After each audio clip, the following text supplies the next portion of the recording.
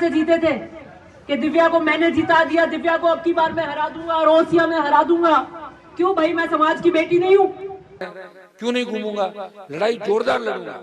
सामने भी तू घूमना कांग्रेस के प्रत्याशी तो क्यों नहीं घूम रही कांग्रेस वाले के?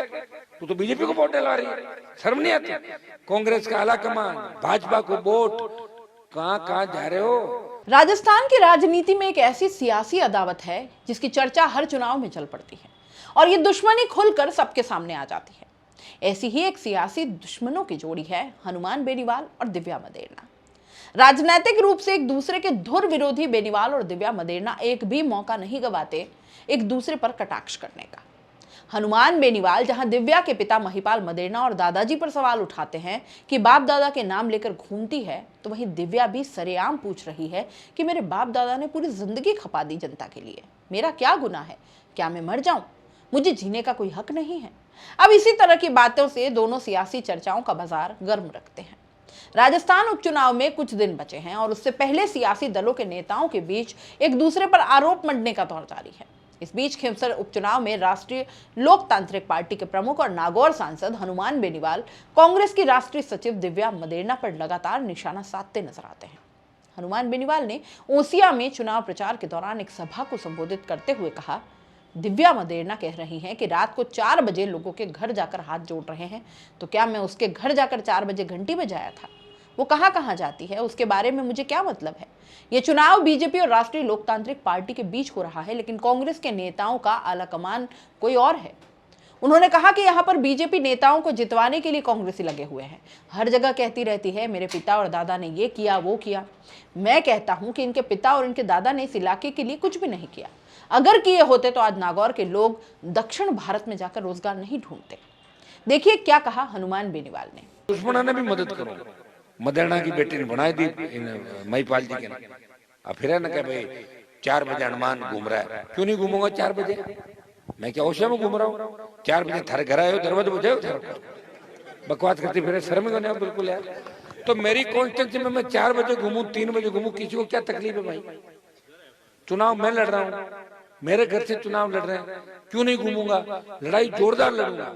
सामने भी तू घूमना कांग्रेस के प्रत्याशी तो क्यों नहीं घूम रही कांग्रेस वाले के? तू तो बीजेपी को वोट डलवा रही है, शर्म नहीं आती? कांग्रेस का आला कमान, भाजपा को वोट, कहाँ जा रहे हो? क्या था तुम्हारा? याद करते ही सीडी चलाते छोरे 62 मिनट 50 मिनट की, शर्म को नहीं हो बिल्कुल?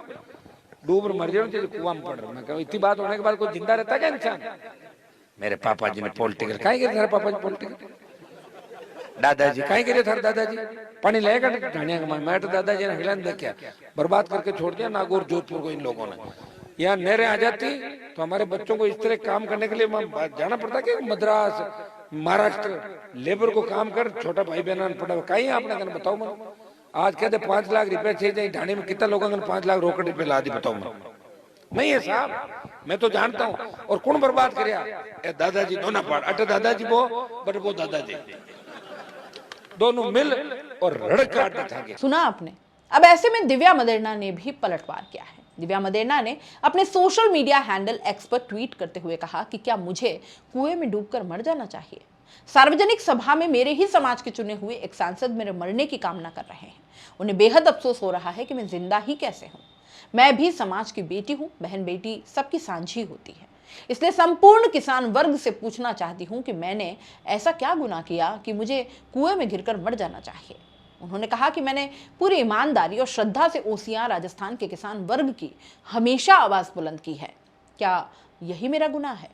विकट पारिवारिक परिस्थिति में भी मैंने हार नहीं मानी, मैं घर नहीं बैठी, मैंने मेहनत की और जनता से संवाद और जुड़ाव रखा और कारवां बनता चला गया।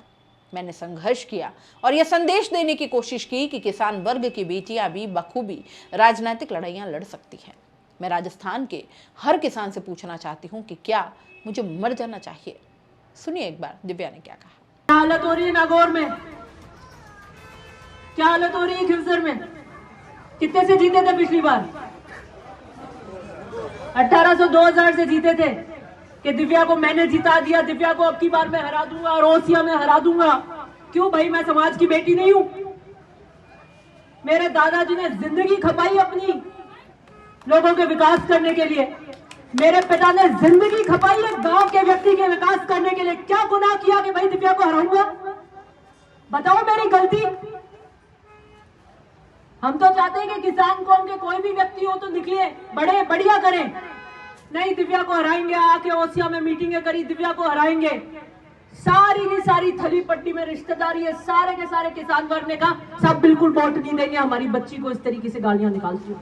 वो हमारी बच्ची है, हमारे समाज का गौरव है, अकेली खड़े होकर हमारे लिए लड़ती है।